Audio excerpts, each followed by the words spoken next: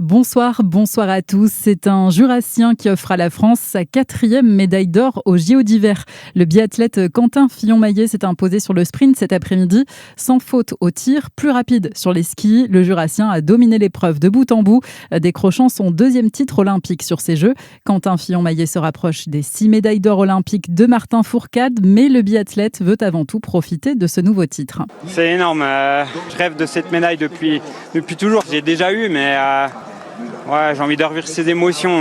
C'est extraordinaire. Et je fais du sport depuis que je suis tout petit. Et je suis passionné de ça. Je suis passionné d'émotions. Je suis passionné de performance. Et une course comme celle-ci, elle concrétise beaucoup de choses pour moi. Et le chemin, il est difficile et beaucoup de réussites, mais énormément plus de défaites. Et ces moments-là, ils sont tellement bons, c'est énorme. Je ne suis pas à penser au record aujourd'hui, je suis en train de penser à ce moment-là, à ce que j'ai réalisé aujourd'hui. Le biathlète jurassien Quentin Fillon-Maillet au micro d'Eurosport.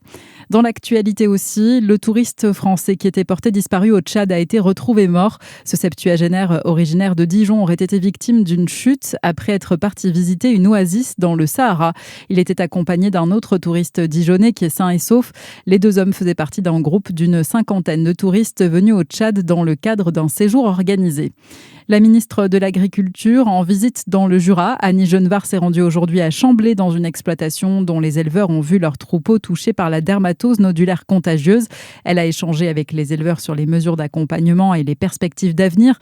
Depuis le 2 janvier, aucun cas de dermatose nodulaire n'a été signalé en France. Dans l'actualité aussi, un chêne planté par Emmanuel Macron dans le jardin de l'Élysée, symbole d'enracinement de la mémoire d'Ilan Halimi dans la République.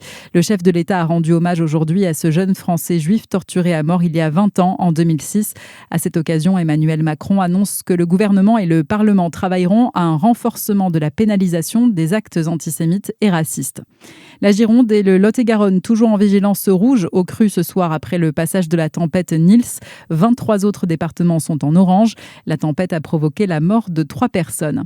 Elle se dirige vers la Station spatiale internationale. Sophie Adno a décollé de Cap Canaveral en fin de matinée à bord d'une capsule de SpaceX. L'astronaute originaire de la Nièvre est aux côtés de 3 autres membres d'équipage. Les astronautes passeront 9 mois à bord de l'ISS. Du foot, à suivre ce soir, Dijon reçoit Caen à partir de 19h30 dans le cadre de la 21e journée de National.